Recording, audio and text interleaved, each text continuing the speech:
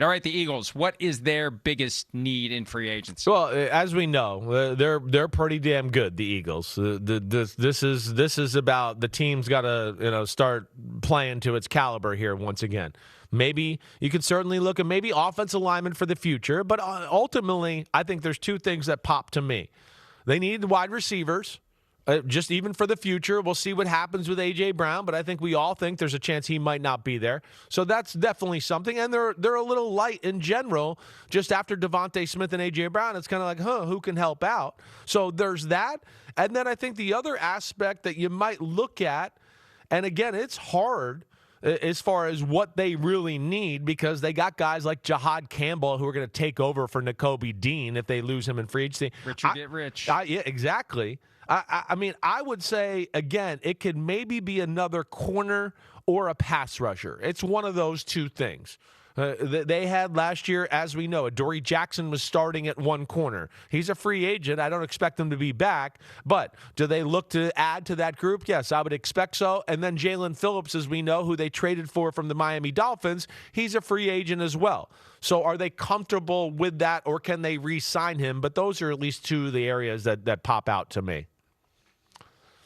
I say this half jokingly, but also half seriously. They have no needs. And that's their attitude, because that's how you do good deals.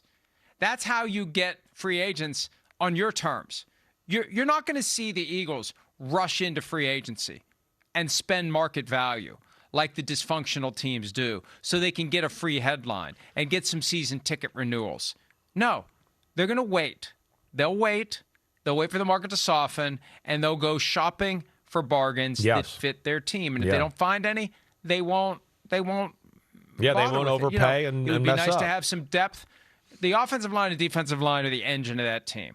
So if you can find some guys you can add to the rotation on either side, depth on the offensive line, more guys to overwhelm an offensive line that's 5 or 6 players that is getting into the fourth quarter and they got nothing left. Meanwhile, you've constantly got this fresh guy.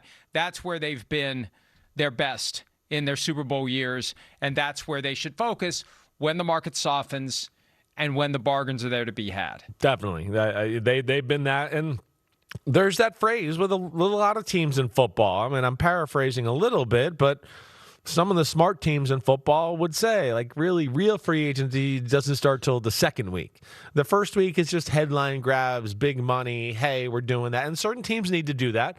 There's value in that, as we know. We talk about teams every year where you need to have some star players that can make some big-time plays that go above and beyond what the playbook says it needs to be done. So there is value in that.